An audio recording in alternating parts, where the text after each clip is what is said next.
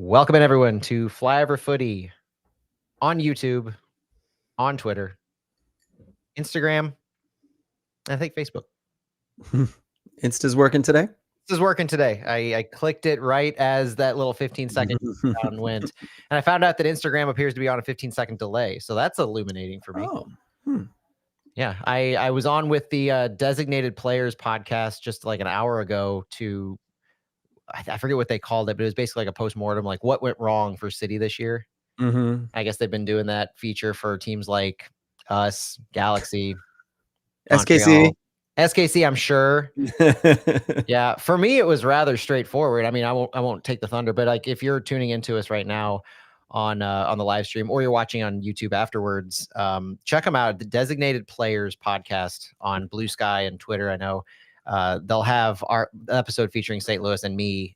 That it doesn't reminisce or wax poetic about Olaf Melberg, but I managed to tie, I think, every single thing that has gone wrong this season to Olaf Melberg from before, like the fact that they chose or the decision to hire Olaf Melberg, which I think actually subtly ties into why Lutz was let go to an extent, not directly related, not directly as a cause, but I think it definitely put a dent in his armor. And it's from the decision not to hire John Hackworth on to hiring Olaf Melberg with the resume that he brought on to the state of the team when David Critchley took over and what he had to do to get that team to answer the call and to play the style of play that they were all brought into play to what we're seeing now, which is, if you saw my post on social media, I kind of broke it down, 17 matches for Critch, and here's how it's progressed. He's got 17 points in 17 matches, which doesn't sound good. It is not good. But as you get shorter and the sample size gets more recent, it starts to add up. You've got like 1.25, then 1.75 over a period of game, points per game. So, you know, I don't want to put too much on these last two games of the season, but like, as we're going to talk tonight, a lot hinges for David Critchley on these last two matches of the season. And I think his job does as well. And if nothing else, his legacy, right? This could be the biggest shot he ever gets in his life. I hope that's not true. Yeah. But it could be. Never know. Right? You never know, right? And it matters, right? These games matter. When you look, especially when you look at that sample size and you look at points per game, those are the kind of stats any lazy person will just look up and be like, was he good or bad? You know what I mean? So it's true. Yeah. And that's the thing about like his body of work, which if you don't care to go too deep into it, it doesn't look that impressive. He hasn't had a season like Bradley Carnell where you're first place in the conference. And then if things come off the rails after that, you've got that body of work to look back to. Yeah. And so exactly. Yeah. Is what it is. Well, so Olaf was successfully, I was going to say he was the fall guy, but he was successfully roasted by me. Lutz also fell, so I guess he successfully didn't take full blame in the situation. I throw reasons out there why Lutz lost his job when he lost his job, but I still struggle to come to terms with the fact that they gave him a full transfer window and then did it. Like, there's never a good time, but like, it's probably good that we're not actually recording this for the pod and it's just on our live stream, even though that's for posterity as well. But I get why you waited until why you did it so early before the season ended, because you want to have a search, you want to have a sporting director in place before the window opens in the winter, that next window, so you can actually have them start to build the roster, which you presume they're going to get multiple years. But why have one last hurrah? Like, what changed between the beginning of the transfer window in the summer and the end of the transfer window that made them say, all right, now's the right time to pull the trigger? Because was it they felt that you had certain players that were only going to come because of Lutz and you didn't want to miss on them? Like, did you not feel like Hackworth was going to be able to get, or Diego was going to be able to get Falou Fall and Sengbin Zhang across the finish line? And so maybe Diego wanted those players and he needed Lutz to get those players. And then he sent Lutz packing. That's business. That's Hollywood. It's totally business. Yeah. But, because I struggle with why not before the transfer window? Why not when? because I don't think we've ever received a satisfactory answer or transparent, fully honest answer, which fans don't. I don't know. Maybe fans do deserve honesty from the front office, but Hell yeah, we do. 100% transparency on why every single move gets made, I think, is always too much to ask for. We're never in the room where it happens, and so we're never gonna find out all of that stuff. Yeah. But I think Byron Tim in the chat says, I can't help but think Lutz's firing was unplanned and there was a blow up. I don't necessarily think it was unplanned. I just think it happened sooner than it otherwise would have organically played out. And part of that is some things just don't add up to me of why give him one last window unless, like I said, you need him to sign those players, or something blew up. Something like actually did happen, that whether it was a player related, whether it was front office drama, whether it was something else, the timing was not only was the timing abrupt, but how long did we go between that announcement and Lutz's goodbye message on social media? Yeah. Like a week, 2 weeks, week and a half, a significant period of time. And that to me seemed like it was definitely a one-sided, unplanned type of a thing where Lutz was completely floored, didn't even maybe know he was on the chopping block. That was bizarre. A lot of things could go anyway, like I could see them deciding during the transfer window or right before, and they were like, well, we can't fire him before the transfer window. That would be idiotic, right? There's just too much going on. There's too much at stake. We can't shoot this team in the foot again. So like I could see them like deciding around the transfer window and saying we can't tell him till after, or even tell him and then, not make it official till after. And then, the next statement is once you realize Lutz isn't going to be there, the real timeline is how much time, when do we need to do this to give ourselves time to find a replacement? And so it makes sense in that way to me. Yeah, I can get on board with that. I don't think you land the deals with Sangbin and with Falufal and Devin Padelford if Lutz gets fired at the beginning of the window either. I don't think you land any player, because unless you signed a pre-contract that was ironclad, Stu loves talking about the pre-contracts. Unless you had one of those with a player, which I don't think we did with any of those. Yeah. Why would you want to come to an organization who just fired their sporting director, doesn't have one in place, has no head coach? Like if you're looking for, if you're a player and you're thinking about all your options, we would have had this massive red flag above us saying, do not land here. Yeah. Too much drama, too much turmoil. So, honestly though, this conversation and what I just said, drama, turmoil, players wanting to stay, like that indirectly leads into a lot of what we're going to talk about tonight regarding, David Critchley. And we're not going to focus too much on because we're not going to do a wind down tonight, but we're not going to focus too much on should Critchley stay or go, but it's more like in the process of getting ready for this week, where we stand right now with 2 games left. That's a storyline. It's not necessarily, I don't even think right now the storyline is will Hack get the sporting director job. It's will David Critchley get the head coaching job, because there are things that we will see with our eyes over the next 3 weeks in these 2 matches that will give us our answer of will David Critchley get this job. We don't have that same vision and insight into will Hack get the sporting director job. So to me, that makes the excitement over the next few weeks center on David Critchley and I would say the continuity that could come with that, the player support that will come with that, if Marcel Hartl is to be believed in his conversations and words to the media, but also just what we know David Critchley is capable of doing in implementing the style that is what St. Louis wants to be playing. Diego has shown confidence in David Critchley since Lutz has been fired. So that I don't know if it's a full vote of confidence type of a thing, but honestly, the only thing Critchley hasn't had to his name so far that is a positive are consistency in results. And it's a results driven league. And that's why you can make every argument you want for David Critchley up until this point. But to me, the period at the end of the sentence is what have his results been like under his tenure? And that's where that post on social media came from, is 17 points in 17 games. But then as it starts to extrapolate, as it starts to get a smaller sample size since then, and you get more of a positive points per game results. Because I said most recent 11 games, Critchley's up to 1.18 points per game.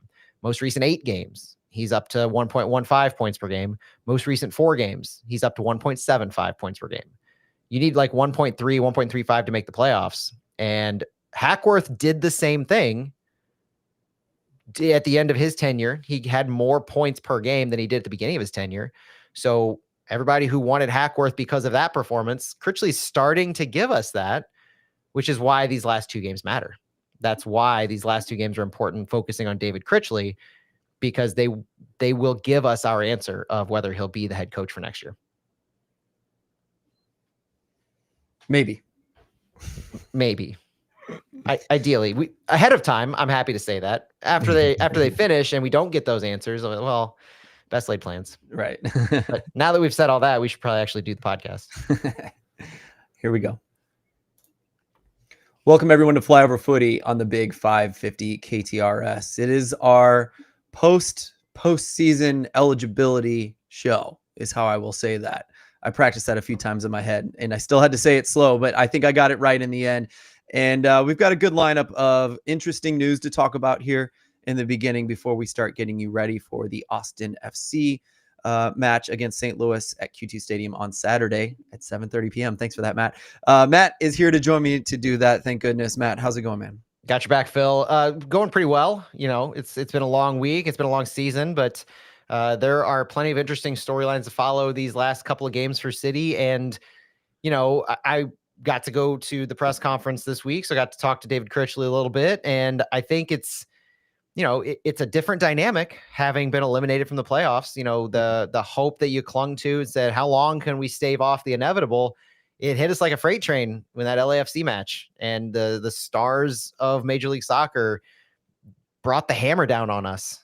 And so now we see how we can respond to that. And that after what Austin did midweek as well, there's some interesting storylines to follow. Absolutely. The presser had a mood to it, I would say, looking at it from the outside. But like I said, we do have interesting news that'll lead us into that game. And we're going to start with happy news. Songbin was called into South Korea's national team for their October matches, and he's not necessarily going to miss a match for us, which is double the good news, in my opinion. It really is. And that's why these FIFA international windows deserve to have time taken off during the season. I wish this was a given, right? Every single time that FIFA has an international men's window, we shouldn't have to sacrifice league matches. And that's part of the whole schedule shift that may, if it occurs, I hope incorporates that, because I want this to be the par for the course. And I want us to be benefited by having players join their national teams regularly and not miss them for league games. Songbin Jeong named to the South Korean national team to play matches on October 10th and October 14th at the Seoul World Cup Stadium. They're facing Brazil on the 10th and Paraguay on the 14th. It's Songbin's second consecutive call-up. He was featured in September's friendlies in the U.S. When they played the U.S. and Mexico. And now Songbin, being 23 years old, has earned 3 senior international appearances for his country. So fantastic opportunity for him. Really proud that he wears a City crest for his club and now plays for his country. And yeah, Phil, like you said, this comes at that international break between our Austin match and our finale against RSL. So what we might see is a jet-lagged Songbin after that Paraguay match on the 14th. So I don't know if he'll be up to starting. That might be a lot to ask, depending on how many minutes he plays as well. But end of the day, hopefully he should be available for that finale on the 14th. And I want to see as much Songbin in a City crest, City uniform going into the end of this season as possible. Yeah, we'll talk about keepers, right? And this is a definite keeper. So we want as much of him in this season to get ready for the next one for sure. I agree with you there. And the big thing that stands out to me about this one is, you know, it made sense that Songbin was going to get called into the South Korean national team when they were playing in the United States. He's playing in Korea this time. So that means they really like him. They're taking him all the way over there and he's got to adjust. So it wasn't just a convenient situation now. And that feels good, right? They love me. They really, really love me is probably what he's thinking. I'm gonna say that's what he definitely said that in the mirror to himself after he got called up. Next news is super interesting. This is what I'm most excited to kind of talk about and hear about. Matt, Lutz Pfannenstiel linked to Gladbach and Aberdeen. This is fun. This is part of like, we're in MLS. We get stars from around the world. We get to kind of follow Lutz's career from this point on, right? Yeah, and he's the only sporting director that St. Louis has ever had right now. You know, he crafted our entire club. He helped to build and design our locker room, stadium, training facility. He got us the first season we had. You know, no matter how things ended, Lutz is always going to be a beloved figure, I think, in St. Louis. He's always going to have a place for us to talk about. And he was such a good representative for St. Louis. So time heals all wounds. The further this gets away from what we feel the damage that was done to our club over the past 2 years, regardless of where the finger ends up being pointed to, I want to keep following Lutz Pfannenstiel's career. I think that he will always have a special place in his heart for St. Louis, and we'll always have a special place in ours for him. So now to see over the past couple of weeks, 2 landing spots for him emerge, one potentially with Aberdeen FC, as Derek Ray, his friend and friendly commentator, has reported. I think there's been a news outlet or two that has put this out there. This was the first one that came out. Aberdeen having quite the project themselves, supposedly. And then most recently, it came out that Borussia Mönchengladbach is interested in Lutz Pfannenstiel. Now, they have multiple candidates that are on their radar, and it was reported by OneFootball.com that there are, I think, a handful of candidates. And Kicker reported as well that Lutz, having been dismissed by City in August, Gladbach are reportedly already in talks with the 52-year-old man of 6 continents. And so there's multiple interested parties here that Gladbach are talking to, but for Lutz to be one of them is absolutely noteworthy.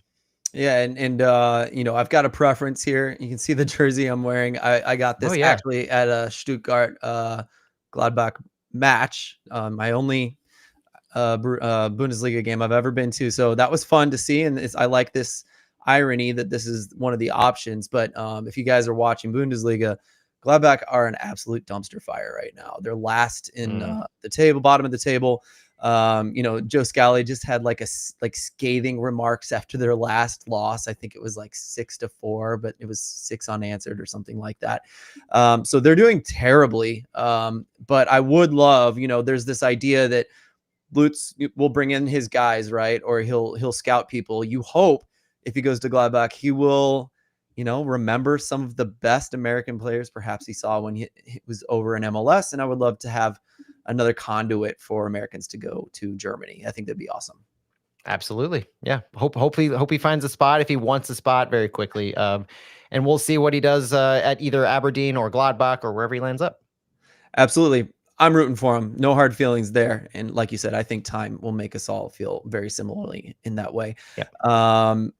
Series of finals this week. The US Open Cup is the big one, right? It is. I liked this result because I've always said this. I relate to Nashville, the style of soccer, you know, what they aim to do as a club in some ways, at least. You know, I'm always out here rooting for them because they seem to be the underdog, the flyover city. And here they are. They beat Austin 2-1 in the US Open Cup final. Correct? Did I get that right? Yes. Did you watch this match? Did you get to watch it? Couldn't watch it. I'm so sorry. So the winning goal was scored by Sam Sturridge after a penalty. And the penalty is what's getting a lot of attention. So the US Open Cup was determined on what some consider a controversial penalty. I think the head ref, she warned the players about that potential foul ahead of time, and it was committed anyway. And so I don't know. I don't have too much sympathy for Austin FC in this regard. I don't have too much sympathy for Austin in most things, but you know, what happened? What was the penalty? You're putting me on the spot, and I don't have that info right in front of me. But yeah, so the video's out there. Take a look. I would say that Nashville played well enough in that match to earn the win. Austin had some good counters. Austin ran their best team, and they played like I expected them to play, hitting in transition a lot, quick passes, more direct to goal than previous Austin FC teams have played. But Nashville did enough to stop them. Nashville did enough to prevent them from having chances. And ultimately, you got to create what you can create, right? If you can draw a penalty, if you can convert on the PK, because I think there was a missed PK, and I want to say it was Austin missed the PK early in the first half. Yeah, Mirto Uzani missed the PK. So they had their chances, and when you blow that, you can't be too angry about yourself. And now we get Austin FC that we're playing this weekend, who you could look at it one of two ways. You could look at it saying that they're deflated and that they're frustrated by having put it all out there to get their first cup, or you could look at it as they're going to come into this match with a chip on their shoulder, and despite the short rest, they're going to be hungry for a win. So it depends on what kind of narrative you want to craft for yourself on how you feel about that. Okay. Yeah, I like that. Hopefully Nashville ran them into the ground. That's what I'm hoping for. Two more finals, the Canadian Championship. It was a Vancouver derby, and Campeones Cup. Toluca won that one against LA Galaxy. Yeah. I forgot what that matchup is, Campeones. Do you know? It's the winner of MLS and the winner of Liga MX. Thank you. I can't remember if it's the Clausura or Apertura. I almost wanted to say Apata because of that song that my kids make me listen to all the time. I know what you're talking about. But it's the winners of both leagues. And that's a ceremonial match. Apparently Greg Vanny wasn't too thrilled with some of the things that they were doing. Toluca after or during the match, I don't know. He had some comments, but the Canadian Championship is the one that really matters on those two, not just because it was Vancouver Derby for the first time, but just like the U.S. Open Cup where Nashville won, Vancouver has qualified for the CONCACAF Champions Cup next year by winning the Canadian Championship. So fun. I like that. But only 2 goals away from Vancouver FC making it to the CONCACAF Championship Cup. That would have been a story. That would have been a story. Such a great storyline Canada got on that one. So props to them. Props to all League Cups out there. Rooting for y'all. City 2 update. This will be fun, Matt. I want to talk about them plenty. I looked at my app late in this game. I was falling asleep, and I was like, oh no, I think they finally lost a game. Game wasn't over. Nope. And then look what happened, Matt. Take it away. Well, I mean, Mackay Joyner have scored. So if you're not familiar, City 2 drew LAFC 2 on Sunday in regulation 1-1, and then won in PKs 4-2. Hopefully you're familiar with MLS Next Pro rules where they don't finish a match even at the end of the game. There is kind of that hockey style where you go to overtime, you go to PKs in this case, and the winner of the PKs gets an extra point. So both teams get a point for the draw. Winner of the PKs gets an extra point. And part of the storyline with this match is Mackay Joyner and how he played for both City on Saturday, City 2 on Sunday, and how the club allowed him to do that. Because reportedly, Brendan McSorley asked to do the same thing. And because he played a majority of the game against LAFC, the staff, Hackworth, the trainers, they decided against it. But Mackay Joyner, because he came in as a second half sub against LAFC, was allowed to come in as a sub for City 2 against LAFC 2. And Mackay Joyner came in at the 58-minute mark, so second half. After he came in, about 5 minutes later, LAFC 2 goes up a goal. And then it wasn't until 90+7 where Joyner converted on a PK to tie the game and send it to stoppage, or send it to PKs rather. So City 2 was able to win the PKs 4-2. Goals by Gabby McKenna, Caden Glover, Mackay Joyner, and Emil Yaskalenin. So Joyner scored 2 in this one, both PK conversions, and that's been one of his fortes. That's why he's a Golden Boot contender in City 2, because he converts on every PK opportunity he gets, and City 2 creates so many of those opportunities that this match wasn't just a huge win. This match clinched the best record in MLS Next Pro and home field advantage in the playoffs. City 2 is the best team in MLS Next Pro this year. Perennially, over the past 4 years now that they've existed, they've been a contender. They've been a conference champion. They've been a playoff contender every step of the way. This team is the model of consistency in our organization. At this level, they've created that. They've carved out their niche. And this year is the best of the bunch. They've been exciting to watch play. They've drawn thousands upon thousands of fans to Energizer Park. They've had pups on the pitch, pups at the pitch, promotions where people can bring their dogs. They've just really carved out such a fan-friendly, family-friendly environment. So massive props to the club for really leaning into that after the first year at City Park at the time and creating that as City 2's known atmosphere. And that's how you build not just a fan base for a specific club, City 2, but that's how you build word of mouth, grassroots. And that's what City 2 has carved. And the fact that they're just winning everything in front of them is the cherry on top. Winning fixes everything, but at this point, I think winning is just the cherry on top, and it really creates the desire for those who aren't just going to see a laid back environment. But if you're coming on the heels of maybe the most passionate fans who are in the supporter section, I would say, and when I say most passionate, I just mean they want to stand, they want to jump around, that's how they want to get out their excitement for the club. They come to City 2 games because they want to see a winning soccer team play. And while City has struggled this year, City 2 has not. So City 2 goes on to play Timbers 2 on Sunday in Portland, 3 p.m., and that's their regular season finale. Now, the interesting thing about this match on Sunday is I found out today that in order to be eligible to play in the playoffs for City 2 or Next Pro or that league, you need to appear in 4 games in the regular season. Part of this is because they want to prevent the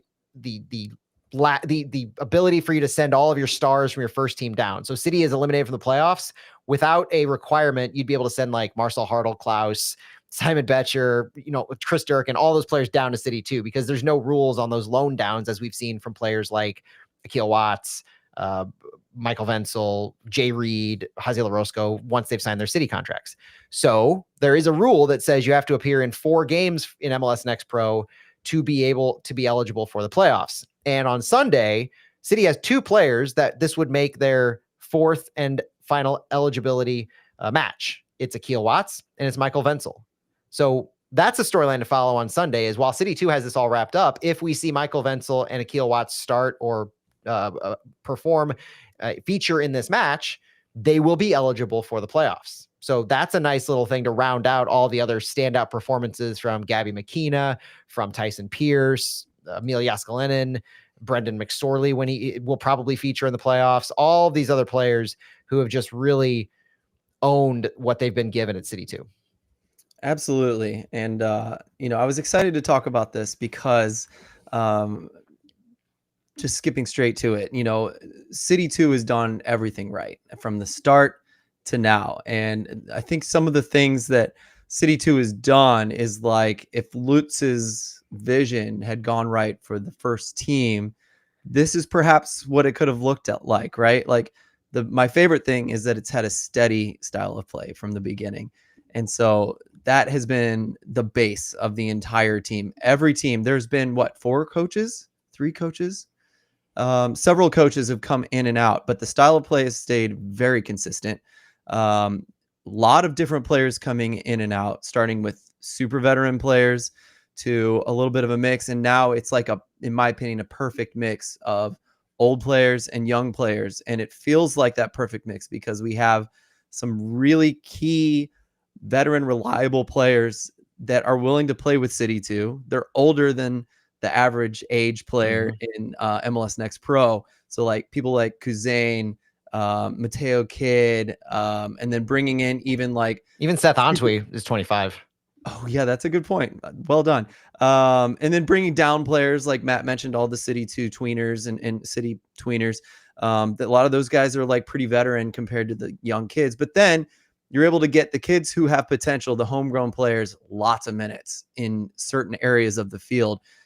But since you have a mix, like those people aren't in over their head because you can still have those veteran players. Just like people say teams like Ajax or PSV at the top of the league or Bayern Munich, they can play young kids a little easier because everyone else around them is like so quality, so solid. So it's just been perfect, right? The mix has been absolutely perfect. And then we've also seen so many times an academy player come up, they start as a sub, they become a starter. And now we're starting to see some of those academy players move up. And that's what we want to see for City, right? We want to see players start from the bottom and move to Europe. So just some things that we hope that these ideas get moved up to the first team as soon as we get some steadiness going. And City 2 gives us a lot of heartwarming stories, like Eddie Niles, the MLS Next U15 MVP from last season. At just 14 years old, made his professional debut for City 2 in July. And it was as a 79th minute sub. And it was because the organization wanted to reward him. They saw this as an opportunity, and I think this had Lutz's fingerprints on it as well. But they had this as an opportunity to reward him as a late sub to get his professional debut after such a standout performance at the MLS Next Level. That's the kind of ability that City 2 has, is to reward some of these players in some of these moments. Absolutely love that. So, keep doing good work, City, and you could even say from the bottom to this level is looking extremely good. And I think we're all very happy with how that's going. Just need to work on that top level, and things will look good. We can celebrate City 2, and I'm glad we were able to talk about that tonight. The last thing I want to say is the playoffs. So City 2 has obviously qualified for the playoffs, best record in the league. As the best record in the league, they get to choose their own opponent in the playoffs. If you're not familiar with this, MLS Next Pro implemented this really fun kind of style for playoff matchups where it'll feature 15 single elimination matchups over the course of 4 consecutive weekends, with 3 rounds beginning the weekend of October 17th. So that's when playoffs will start for City 2, October 17th, culminating in the MLS Next Pro Cup the week of November 7th. As the top-rated team, there will be basically a Zoom call where all of the sporting directors or head coaches or representatives from the teams will get on, and they'll be live on YouTube. They should. Last year, they were live on YouTube anyway, and we get to see live each team pick their opponent. And it's not as straightforward. Last year, it was really fun because it's not as straightforward as 1v8, 2v7, obvious things like that. Yeah. You get to take recent form into this. So do you take the 8th place team if maybe they've just barely squeaked in, but they're on like a 5-match win streak? Or do you take the 6th place team that maybe they were fighting for 2nd place, but they've really fallen off a cliff in the past 4 or 5 weeks and they're just ripe for the picking? That's the opportunity, and that's the fun that this league has given for some of these teams. And as the best team in the league, St. Louis gets their pick of the litter. Or even like a team that is really good but sucks away and is amazing at home. Maybe exactly team at home. Exactly. Yeah. Good stuff. Like fun. And MLS Next Pro does so many good things, like just testing out good referee rules. Even if they don't stick to them, all their ideas have been good. So good stuff there. Yeah, that's where they've tested out some of those rules, like the 2-minute wait period, the medical staff coming on the field, all those different things. Yep. All good stuff. We should all do it around the entire world. Well done. You're listening to Flyover Footy on the Big 550 KTRS. All right, we had a long first segment for you today talking about the news and getting into City 2, some of the good news, as well as some mixed news that we all know what that is. But now we're finally going to get you guys ready for the Austin FC game. We're going to start light and get more specific as we go, and it will get very, very specific. So get ready. Matt, let's start with the zoomed out version here. What does Austin look like right now? Well, zoomed out, we're fairly good against Austin. 3-1-1 all time. The most recent result being a 1-0 loss against them on March 30th. It was family day, and we played Austin and Austin FC 2 that same day at Energizer Park, and we lost to Austin FC. But that was an Olaf Melberg-led team. And if you missed, if you tune into our live stream on YouTube or whatever, you'll see some pre-conversation to the pod about Olaf Melberg. Might not be too surprising for you, but St. Louis has already been eliminated from the playoffs for this match. Austin, on the other hand, can clinch the playoffs with a win or a draw. So we go into Q2 trying to play spoiler in Austin. Austin comes into this match 6th in the West with a 12-11-8 record, 44 points in 31 matches. We both played 31 matches. They have 34 goals scored and 40 goals against, a -6 goal differential, but they're 6-2-7 at home. Very, very good home team. But yeah, those numbers are low overall. 34 goals scored, 40 goals against. Those are low numbers. Here recently, Austin had their 2-1 loss to Nashville in the U.S. Open Cup final on Wednesday of this week.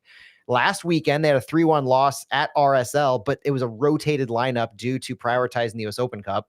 And then before that, they had a 2-1 win against Seattle Sounders and a 2-0 loss against Dallas. So a little up and down in the last few matches, league play for Austin. Some of the trends to know about this Austin FC team is that they have the lowest amount of goals scored in the Western Conference of all the teams. They are tied for the second for fewest losses at home in the West. So they have been really good at home. They have not lost back-to-back games at Q2 in all competitions, and they lost Wednesday. So we've got a bit of history working against us on that one. In MLS play, they haven't lost at home since May 3rd. This is a very good team at home. Throughout this season, they have 8 total clean sheets out of their 31 matches, but none since July 12th. That's over 2.5, almost 3 months since their last clean sheet. So if you're trying to predict your score, take that into consideration. They're an overall healthy team. They've got Mikkel Dessler out with a hip injury, at least as of last week, but we know they're going to have Brandon Vasquez out with a knee injury. We'll talk about that injury here in just a little bit, but serious injury after Vasquez was a good goal scoring signing for them this season, and that was a big loss to not have them. The storylines for Austin are simple. A win or a draw will secure their berth in the playoffs. They played against Nashville, so they played for their cup title midweek this week. They hosted Nashville at Q2. It would have been their first opportunity for a trophy. They had a really exciting first half. Hani Mukhtar put it 1-0 in just the 17th minute.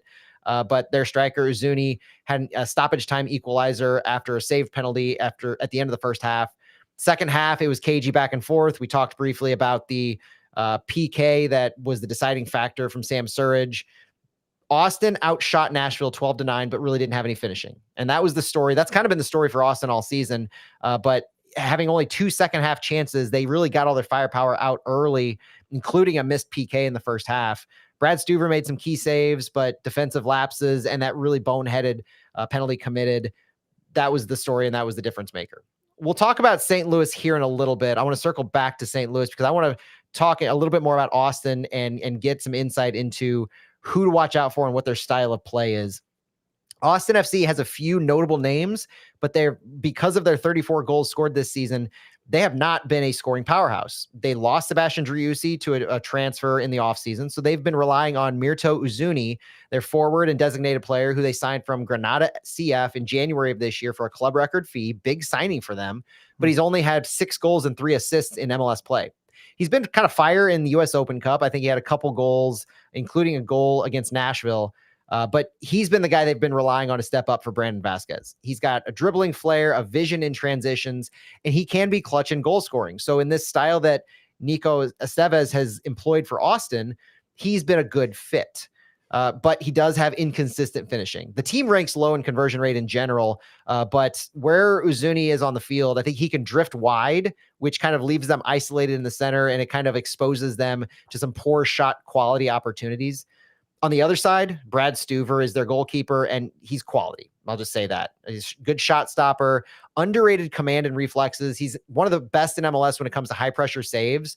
He's had a lot of opportunity lately in some winner or loser go home or winner go home rather scenarios in the US Open Cup. So he's had experience here. Solid distribution. I would say not on the level of Roman Berkey, but still solid distribution. He's got 8 clean sheets, 38 goals conceded himself that Austin has conceded where he's been scored against. Vulnerable to long-range shots. He makes some errors in rush clearances, so I think this can be exposed by St. Louis when it comes to a high press. And then other notable names for Austin. Ilie Sanchez, central pivot, 2-time MLS All-Star. He's a free agent signing from LAFC, played for them all season long. He's their number 6. He's going to be one of their veteran leaders in the midfield. Brendan Heinz-Eich, center back, aerial leader. He's got a contract extension, so he's going to be with this team. He's got a couple goals. He's been a physical presence in duels. He's a good organizer of the back line, helps them stay compact in their shape. But if they get too high of a line, he can have some positional errors, getting out of position, and he does have yellow card accumulation issues to his name. Osman Bukhari, John Gallagher, Owen Wolf, CJ Fodry. Those are some other notable names and goal scorers that haven't contributed in mass in any one person, but you've got Bukhari, who's got 3 goals. Gallagher has a couple of assists in the US Open Cup. Owen Wolf has 5 goals and 6 assists. So he's really stepped up in the absence of a Brandon Vasquez. Some strengths to know about this Austin FC team is they're a defensively well-organized team. Under Nico Estevez, Austin ranks top 10 in goals conceded, but they have a compact back 5. The Open Cup run featured 4 comeback goals when they've been trailing. So 1.3 goals conceded per game. That's not a bad number. They've also been good at coming back and not being defensively porous late in games. Mention the home fortress, undefeated streak at Q2 measures back months. They've had dramatic US Open Cup games lately, so they've got the experience in these big matches, and they're a good set piece team. This is probably the thing that is most concerning to me about Austin FC is they are good at set pieces. It yields like 20% of their goals when I look back on how many they've scored compared to their overall goal scores. Uzuni has some late strike clutch ability. He's a dangerous player throughout all 90 if he's able to go that long after featuring heavily against Nashville. But set pieces, that could be where this match is won by Austin and where St. Louis has to be careful.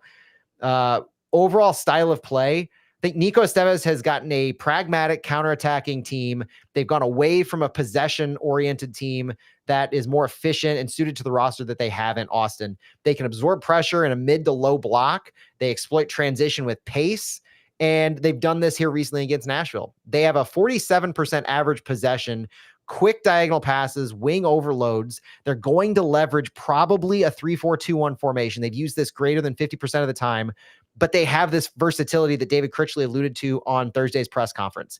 They have a core shape that has these three center backs. They've got width. They've got double pivot at play in the midfield. They've got advanced midfielders, and they've got a lone striker at times. They transition well with this, but I would say this is what I expect them to play against St. Louis, because the alternative is a 4-2-3-1 that usually is employed more towards possession-based teams, your Dallases, your Seattles. And so I look for them to have three center backs with wing backs, and how St. Louis can attack that. They are flexible and versatile during game to make some of these changes.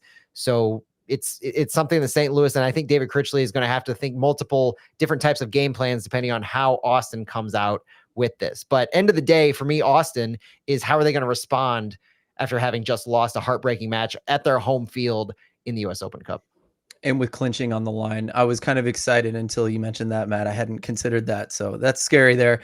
Just two quick ones is Osman Bukhari, speedster, has finishing ability, and he got us in that last game, if I'm not mistaken. Yeah. He looked very good in that one. His style of player, if you get it right in MLS, it works every time. And then lastly, again, Owen Wolff has really come into his own this year. I've seen so many clips of Owen Wolff doing something, and I'm like, oh my gosh, what South American is that DP is that playing for Austin right now? And it's always 20-year-old American Owen Wolff. So when Pochettino was looking at Americans to fill in for the Gold Cup, and then after that, after some of our European players were maybe lazy or not doing well, Wolff was on the list of like players like maybe you should call him up. You know, Quinn Sullivan just went down. Owen Wolff is a good option and one to watch if you're a USMNT fan. Just not in this game, right? But one who might be scary for St. Louis in it. That's right. I do want to pivot over to St. Louis because there's a lot to talk about with the St. Louis side coming into this match. We know the form. We know we've been eliminated from the playoffs. We've got a 5-10-2 record under David Critchley so far. It's not about our position in the standings anymore. It's about finishing the game, and that's part of what this conversation is what do we have to play for? What are the storylines? But before you get into storylines, we got to know who's available to play in this game. And it's some good news, some bad news on this front. So Cedric Teuchert, if you didn't hear, he's been shut down for the season, confirmed by David Critchley on Tuesday. Tom Timmerman had that in his article in the St. Louis Post-Dispatch. And this is basically an unsaid truth for a long time. I've speculated on this since when Brendan McSorley was signed as being signed because they were going to shut down Cedric Teuchert. It was confirmed this week. He's not going to be available for our last two games. Henry Kessler is good news, though. Henry Kessler finally returned to training on Thursday, and David Critchley said as long as he's able to train on Friday with no setbacks, which, knock on wood, everyone, Critchley knocked on his own head on this one, Henry Kessler will be available on Saturday as well. Falufal will be available, pending the same thing, no setbacks of any kind. He was sick a week or so ago. Edu Leuven was not at training on Thursday for, quote, personal reasons. He had the day away on Thursday. David Critchley told us that they'll decide on Thursday night into Friday his status for the weekend. We wish Edu Leuven and his family all the best, no matter what part of this journey they're going through. And that's all we can say is we're thinking about him and his family, and we're praying for him and his wife. Options for Edu's replacement on Saturday were named by David Critchley as Chris Durkin, Tomas Ostrak, Alfredo Morales, and Seth Antwi. He named those four players for the central midfield. So four of those players for two spots.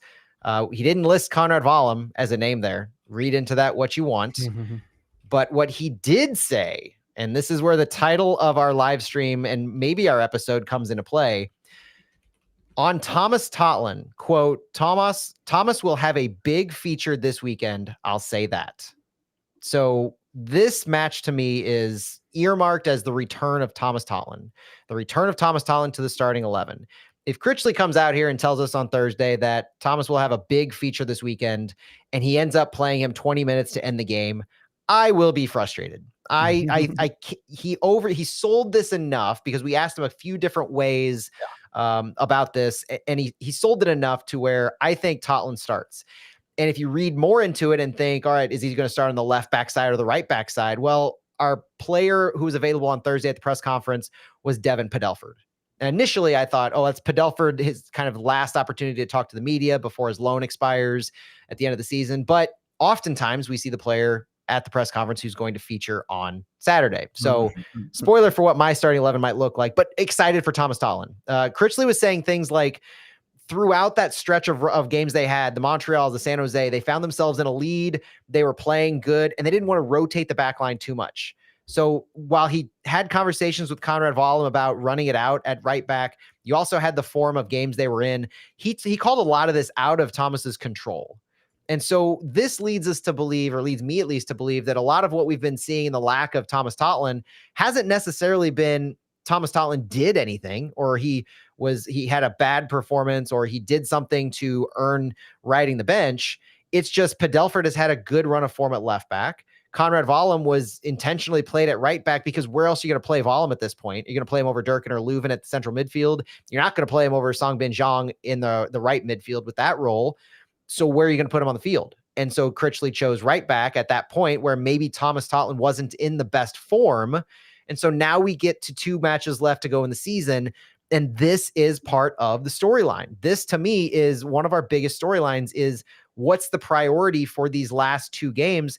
David Critchley gave us some insight into this. He's saying that on the players, we have constant conversations with the front office, conversations on players, depth charts, trying to be prepared as a club. They want to give they want to give time to the guys who've earned it. But Critchley said, quote, I'm not blind to guys on options who we need to see, whether with City 2 or the first team, talking about players they know are going to come back next season. At this point in the season, when you're eliminated from the playoffs, you try to find the balance between winning games and putting together a team that you can build on for next year. You want to see how these guys play with each other now, because you know some of them are going to be here next year, and you need to see if some others will or not. So that, to me, is probably the biggest storyline. With Edu Leuven, I just want to say this. If Leuven plays, he is on yellow card accumulation watch. He's officially at 4. He had a stretch of games that forgave 1. The double yellow against Philadelphia apparently only counted as like 1 match of yellow card. So that only counted as 1. He's the only player at risk of suspension at this point in the game, which is a good sign. Usually we have multiple players that get suspended around this time frame. But if he doesn't play, it doesn't matter. And I think the last thing for me is going into the starting 11, there are very few spots on this City team that I really have a question of, will we see X player or Y player, because we need to see a little bit more of them for either their option or their next season. I was talking earlier today that if you run down this lineup and you're talking about wanting to play players who are going to be here next year, you're looking at both of your center backs. You're looking at featuring Timo Baumgartel's under contract next year. Henry Kessler has an option. Falou falls under contract next year. So 2 of those players are going to play center back, and you're still talking about playing players who are going to be here next year. Right back, you've got Thomas Totland. Conrad Vollum he's got a loan option, but it's reportedly way too expensive and may put him into DP territory. So you've got Thomas Totland at the right back role. Central midfield, even without Edu Leuven, you've got Chris Durkin, who has an option available. You want to see him. You got Alfredo Morales with an option available. You have Seth Antwi with an option available, and Tomas Ostrak is under contract. So all of those players could be here. In the attack, you have Marcel Hartl, who's under contract. You have Klaus and Songbin Zhang, who have options for next year. All of those positions, you're talking about players who they're either under contract or have options, and so you could play all of them. The only positions I didn't mention are left midfield, left back, and goalkeeper. Left midfield, you could play Celio Pompeu, who's also under contract next year, and you're good to go for a player who you want to see. Even Simon Betcher out there, even Brendan McSorley has an option for next season. So one of those players in that role. Left back is the only black hole of sorts, because if you don't want to play Brendan, or if you don't want to play Devin Padelford because he doesn't have an option and he's going to go back to Minnesota, okay, who are you going to put in his spot? I got nothing on this one. Haziel Orozco is with City 2. He's going to travel to Portland along with Akil Watts, Jay Reed, and Michael Wenzel to play, or at least be with City 2 in Portland. So you're not going to have Jay Reed. You're not going to have Haziel Orozco. Who else do you have at left back that you could put in this argument of, we want to see a player who at least might have an option or will be on the team next year? You're running out Devin Padelford. Or Or you look at Thomas Totland at left and Conrad Vollum at right if you still want to see more Vollum with whatever option he might have to his name. Goalkeeper, you're still going to see Roman Berkey for me. So I've made my case on why I think like the priority and changing and balancing and all this stuff, it's a little more straightforward than I think we give it credit for at this point because of how many of the top quality players are coming back for next year. And also mixing and matching some of those other players with City 2 at this point. Because those 4 players, Watts, Reed, Orozco, and Wenzel, are 4 of the players out of 15 to 17 whose contracts are up and have options for next year. And they're getting time with City 2. So you're not really needing to change too much to get this idea of seeing a lot of the players that you're deciding on or that you want to bring back for next season. We don't know. Mackay Joyner and Seth Antwi were training. Brendan McSorley was training with City. So it's expected to me that those 3 players will feature for City against Austin this weekend. It's going to be a really fun conversation, but I don't think we're I guess we should do the lineups now, Matt. And should we go right into it? I think we can use that to talk for the rest of the show. Yeah, I'll start if you want me to. Yes. I've got Roman Berkey in net because if not Berkey, then Lund. Lund also doesn't have a contract option for next year. And Christian Oliveras is probably going to be with City too. Oliveras has an option for next year. So if you really want to get crazy with it, you run Christian Oliveras in goal. But I've got Roman Berkey. I've also got Devin Padelford as my left back, Falou Fall and Henry Kessler as my center backs, and Thomas Totland as my right back. My central midfield, I'm just going to assume that that Leuven is out for this weekend, personal reasons. So I've got Chris Durkin and Tomas Ostrak in my central midfield. And then Celio Pompeo is my left mid, Marcel Hartl as my central attacking mid, Songbin Jong as my right mid, and Klaus up top. Yeah, and I'm not going to change much, but that's remind me before I make an idiot of myself. I thought Kessler's contract was up in December of this year, right? Did I hear you wrong? Yes. Is that what you said? No, his contract's up, but he has an option for next year. Oh, he has an option. Okay. So I missed that, and I'm actually really glad to hear that because I'm going to put him in there as well. So I'm copying you all the way through. But I will say that, if it wasn't for the Padelford in the pre-match presser, I would have put Vollum at left and Totland at right, even though I know Critchley hasn't done it that way. Usually splits the other two the other way. But, Vollum started as a left wing back. Like that's what he was announced as. That's what he played under Olaf.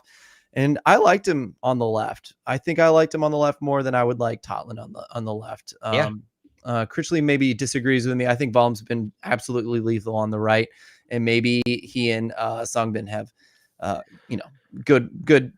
They can work together really well, which they have been. So maybe you don't mess with that. So, and the other things to talk about are that left mid role. I don't think Songbin sits. I don't think Hartl sits. I don't think Klaus sits. So you look at left mid, and we put Celio in there. But I would just as easily champion Mackay Joyner getting his first start for City this season in that role. I think that would be earned. And if he's going to travel with the team, if you're going to take away an opportunity for him to continue pushing for that golden boot, as I think he's 3 goals back. So as far removed as he is right now, if you're not going to let him have that opportunity, start him in this game. So maybe we run out our consensus lineup. Maybe I just go crazy with it and put Mackay Joyner as that left mid. And I think that's fine to choose. Cause if I look back at the contracts, I see that Mackay Joyner he's under contract through 2028. So he's going to be here regardless. He has options for 29. So there's no question about Mackay Joyner in this one. Brendan McSorley, though, unless you want to run it back for a 3rd game in a row and hope that you get back to that 2 goals, 1 assist, I just didn't like how Brendan McSorley was on that left side. I thought he disappeared for large amounts of the game. His contract is up, so he does have options for 26 and 27. Beyond that, if Vollum is, and I go back, Vollum was not mentioned by Critchley as an option for midfield. That to me is telling. So you're mixing and matching between Padelford, Vollum, and Totland is supposedly in for a big weekend. Pencil him in. So Padelford being at the presser, was it a red herring or, there's a couple ways you could read into it, but there's not that many questions here. But the questions we do have are fairly interesting for what it means for not just these last 2 games, but what Critch is preparing the club for going into next year. Yep. And I love McSorley. I think he could pencil himself in, speaking of penciling in, as the subbed right mid for Songbin next year. You know, I think he's been good enough at that, and I want to keep him in that role. But I love that you mentioned Joyner there, and I just want to quickly highlight that, like, Joyner and Celio, I think by the mid of next year, their attacking talent will be pretty close. And I think what we're looking at in this game, especially, is Joyner has defensive issues. If you're looking at what we need from someone playing that role, and Celio has done really well defensively. So watch for that. But also, we know things get a little bit ugly. We've lost our minds in the past with Durkin and Ostrak as the sixes. Yeah. So, you know, I look forward to that lineup. I think it's going to be fun.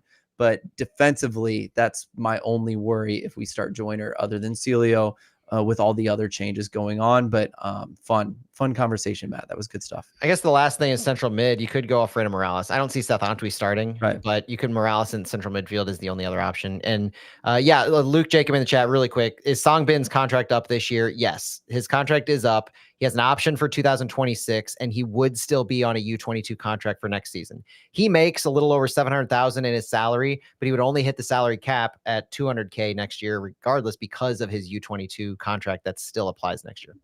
You'd be an idiot not to resign him, in my opinion. He is my of all the players, he is my whoever has an option who's the most likely to be signed. For me, it's Songbin Zhang because Agreed. of that.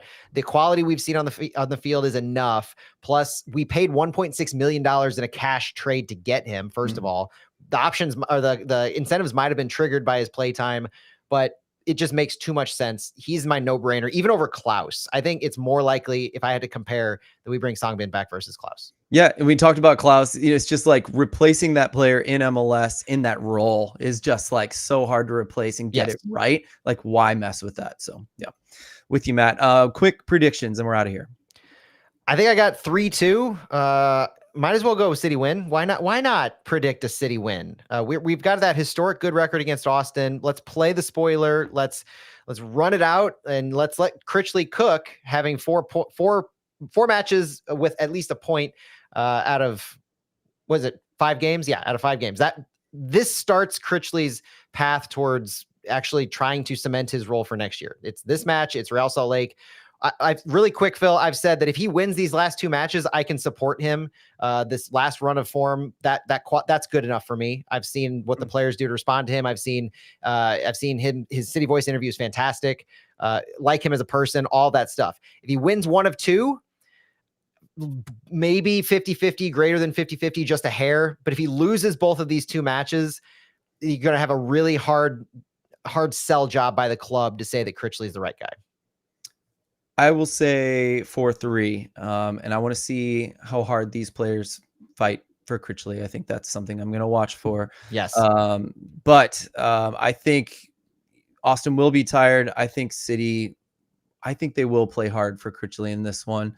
And Austin has 1 more game. I think that'll be in the back of their minds, like, okay, let's get out of St. Louis and go win this next one. So yeah, they got 1 more chance, and I think that'll be on the back of their brains, even though it shouldn't be. So that's it from us, guys. Thank you so much for listening today and throughout the season. We got 1 more regular show, and then we're probably going to do a wrap-up show, and then we'll see what happens. So I just want to thank you if you've been listening to us all season. It's been a rough one, but I've had so much fun talking with you, Matt, and you do such a great job week in and week out, being so consistent, so consistently good on top of that. So thank you for listening, everyone.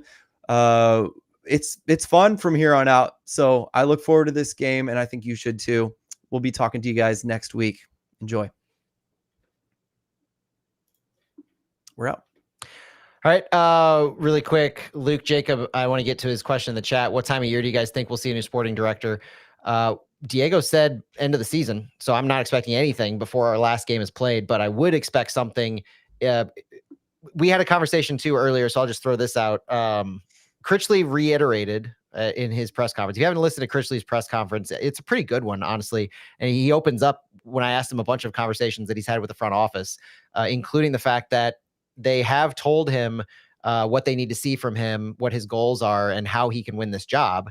He said, yeah, they've been open and transparent, showing we can have competitive performances, pick up points. They're having constant conversations.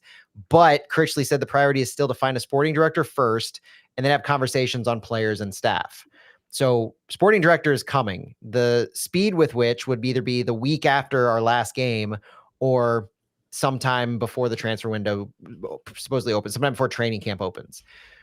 Part of the conversations we're going to have on this show over the next couple of years is, or a couple of weeks rather, is that timeline. Some different scenarios of if a sporting director is chosen right after the season, what does that mean for the player options? When will those be announced? Because they're due in late November. There's a lot of nuanced timelines that could go on here in the offseason after this last match, depending on when the sporting director is announced.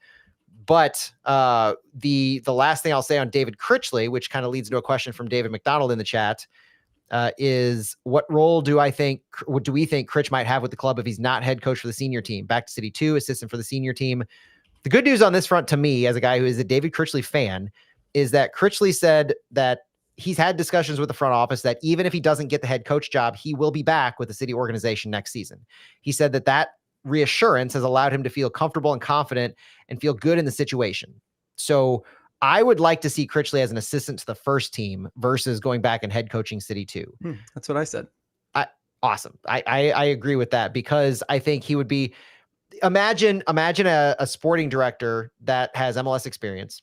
Imagine a head coach that doesn't have MLS experience, but you have David Critchley right by your side to offer that. Is that a hint, Matt? I like that. I think it works. And it stays with what Diego said about having a mixture of experiences in these sporting department leadership roles. So Critchley doesn't get the City job. I would like to see him as an assistant and still remain impacting St. Louis City with his style of leadership. And the style of play, for goodness sake, like he can be there in the practices. He's a good motivator. He's a good guy, clearly. Keep that style of play within what City wants to see. He can be the keeper of the style in a way. Yeah, bring Louis Swisher up to coach City 2. You've got a pipeline that you're developing. You've